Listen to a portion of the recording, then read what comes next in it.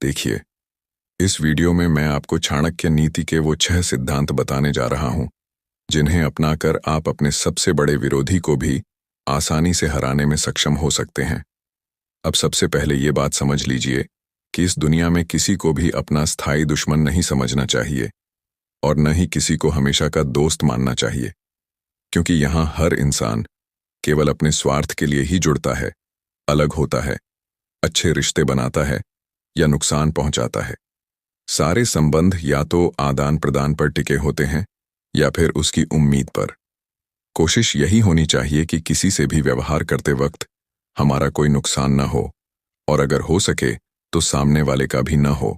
यानी हम कभी नहीं चाहते कि हमारी वजह से किसी को हानि पहुंचे, लेकिन अगर हालात ऐसे बन जाएं कि हम में से सिर्फ एक ही बच सकता है, तो हमें ही बचना होगा। पिछले 1.5 मिनट में जो मैंने कहा वो आचार्य चाणक्य के पूरे जीवन दर्शन का सार है। ये बहुत बढ़िया बात है, लेकिन असली समस्या ये है कि ज्यादातर लोग जो आपको मिलते हैं वो आपसे ज्यादा ताकतवर ही होते हैं। बहुत कम लोग आपके बराबर के मिलते हैं, और पूरी दुनिया में मुश्किल से कोई ऐसा होता है जिसे आप नुकसान पहुंचाओ तो वो आपका कुछ न बिगाड़ सके। इसलिए चाणक्य ने 6 रणनीतियां बताई हैं, जिन्हें इस तरह डिजाइन किया गया है कि हम अपने से ज्यादा मजबूत, बराबर या कमजोर लोगों के साथ ऐसे रिश्ते बनाएं कि फायदा हो तो हमें सबसे ज्यादा मिले, और नुकसान हो तो सबका हो, बहुत गहरा हो, लेकिन हमारा सबसे कम। ये 6 रणनीतियां हैं: संधि, विग्रह, आसन, यान, संश्रय और द्वैध भाव। इन्हें ठीक से समझिए। सबसे पहली रणनीति है संधि। देखिए, न तो हर किसी से जीता जा सकता है और न ही हर किसी से लड़कर रहा जा सकता है। इसलिए अपने से ज्यादा ताकतवर, बराबर या कमजोर लोगों के साथ अच्छे संबंध बनाए रखने चाहिए। साम और दाम का उपयोग करके, यानी किसी भी तरीके से ऐसा रास्ता निकालना चाहिए जहां दोनों पक्ष संतुष्ट हों और काम शांतिपूर्वक चलता रहे। ये भी याद रखिए कि आप कितने भी शक्तिशाली क्यों ना हों और सामने वाला कितना भी कमजोर क्यों ना लगे, हमेशा कोशिश करें कि मामला शांति से सुलझ जाए। इसे एक उदाहरण से समझिए। भगवान श्री कृष्ण ने कौरवों के पास शांति प्रस्ताव लेकर जाना चुना, क्योंकि कौरवों के पास शकुनी और कर्ण जैसे चतुर रणनीतिकार थे। दुर्योधन गदा युद्ध में बेजोड़ था, और उनकी तरफ से 5 ऐसे योद्धा थे जो लगभग अमर जैसे थे। भीष्म, जिन्हें इच्छा मृत्यु का वर था, कृपाचार्य और अश्वत्थामा, जो अमर और युद्ध कला में अद्वितीय थे, द्रोणाचार्य, जो खुद शस्त्र न छोड़ें तो अजेय थे, और कर्ण, जिनका कवच उन्हें अभेद्य बनाता था। पांडवों के पास सिर्फ अर्जुन जैसा एक महारथी था, और कौरव सेना पांडवों से कहीं ज्यादा बड़ी थी। दूसरी रणनीति है विग्रह। अगर 2 या इससे ज्यादा लोग मिलकर आपके खिलाफ काम कर रहे हों और आप अकेले हों, तो वो आप पर भारी पड़ेंगे। इन्हें नुकसान पहुंचाने के लिए उनमें फूट डाल दी जाती है या उनके मुख्य बल को हटा दिया जाता है। इसे उदाहरण से देखिए। दुर्योधन की सबसे बड़ी ताकत कर्ण थे, और कर्ण की ताकत उनका कवच। युद्ध जीतने के लिए कर्ण को रास्ते से हटाना जरूरी था। पहले साम नीति अपनाई गई। तुम कुंती के पुत्र हो, पांडव भाई हैं, लड़ाई छोड़ दो। फिर दाम नीति। समाज में सम्मान नहीं मिला, राज्य और सम्मान लो, युद्ध मत करो। नहीं माने तो भेद नीति से कुंती से वचन लिया कि अर्जुन को छोड़कर किसी पांडव को न मारोगे, और इंद्र से कवच मांग लिया। बदले में मिला शक्तिशाली अस्त्र घटोत्कच पर व्यर्थ करवा दिया। यानी कर्ण की मुख्य शक्ति खत्म तो कर्ण खत्म, और दुर्योधन की उछाल खत्म। अब तीसरी रणनीति है आसन।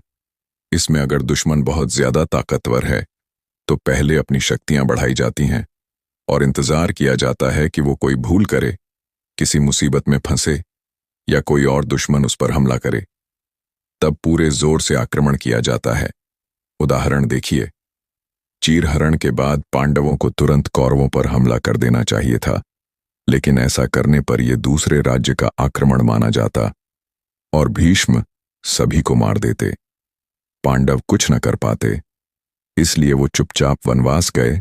अर्जुन से कहा दिव्यास्त्र इकट्ठा करो, भीम से कहा ताकत बढ़ाओ। चौथी रणनीति है यान। इसमें दुश्मन पर सीधा हमला किया जाता है और उसे हर तरह से ज्यादा हानि पहुंचाई जाती है। ये सिर्फ 2 शर्तों पर इस्तेमाल होती है। पहली, जीत की संभावना बहुत ज्यादा होनी चाहिए। दूसरी, अगर हम न हमला करें तो हमारी जान या भारी नुकसान हो जाएगा। हमेशा इससे बचना चाहिए, क्योंकि लड़ाई में सामने वाले जितना नुकसान होता है, लगभग उतना ही हमारा भी। पहली शर्त तब पूरी हुई जब देखा कि कृष्ण हमारे साथ हैं। अर्जुन के पास सारे दिव्यास्त्र हैं। दूसरी के लिए गीता का उपदेश दिया गया, क्योंकि दुर्योधन पांडवों को मारकर ही रुकता। दोनों तरफ बराबर नुकसान हुआ। कौरव पूरी तरह खत्म, पांडवों के सारे पुत्र मारे गए। पांचवीं रणनीति है संश्रय। ये तब अपनाई जाती है जब विरोधी आपसे कहीं ज्यादा मजबूत हो और आप कुछ ना कर सकें। संश्रय के दो रूप हैं। पहला, उसी विरोधी की शरण में जाओ, कहो कि आप मेरे मालिक, मैं आपका सेवक, जो कहोगे करूंगा, और रहते हुए उसकी जड़ें काटो। उदाहरण शकुनी का। उनके पिता और 99 भाइयों को धृतराष्ट्र ने भूख से मार डाला। शकुनी ने कसम ली कि जैसे मेरे पिता को हर दिन पुत्रों की मौत की खबर मिली, वैसे ही धृतराष्ट्र को मिलेगी। दूसरा रूप, उससे भी ज्यादा ताकतवर के पास जाओ, कहो मैं आपकी शरण में हूं, जो कहोगे करूंगा, बस इसे खत्म करो। लाक्षागृह के बाद पांडवों को समझ आया कि भीष्म, विदुर, द्रोण प्रेम तो करते हैं, लेकिन आशीर्वाद से ज्यादा कुछ नहीं देंगे। इसीलिए कृष्ण के पास गए। बोले, जीवन का भार तुम्हारे हाथों में, जीत हार सब तुम्हारे हाथों में। छठी रणनीति है द्वैध भाव। इसमें दुश्मन से ऐसा व्यवहार करो कि उसे लगे फायदा हो रहा है लेकिन नुकसान हो, और मित्र से ऐसा कि लगे नुकसान हो रहा है लेकिन फायदा हो। कृष्ण ने शर्त रखी, या मेरी सेना लो या मुझे, लेकिन मैं नहीं लड़ूंगा। लेकिन सोचिए, अगर युद्ध में कृष्ण अपने सैनिकों से कहते कि कौरवों को मारो, तो कौरव तरफ से लड़ रहे सैनिक किसकी सुनते? अगर कृष्ण पांडवों के साथ न होते तो भीष्म सिर्फ सेना खत्म करके पांडवों को हरा देते। ये रही चाणक्य की 6 गुण नीति युद्ध के बारे में। अगर आप इन्हें विस्तार से और व्यावहारिक उदाहरणों से समझना चाहें तो संधि के लिए देखें प्रभावशाली कैसे बने। विग्रह के लिए जरूरी होने पर इन 6 तरीकों का उपयोग। यान के लिए शक्ति इन 12 सिद्धांतों से प्रकट होती है। आसन के लिए लोगों को सीढ़ी की तरह कैसे प्रयोग करें। संश्रय के लिए साम दाम दंड भेद का तोड़ क्या है, और द्वैध भाव के लिए व्यापारी जैसे गुण अपनाओ। इसके साथ मैं अपनी बात समाप्त करता हूं। आपने मुझे इतना वक्त दिया, धन्यवाद।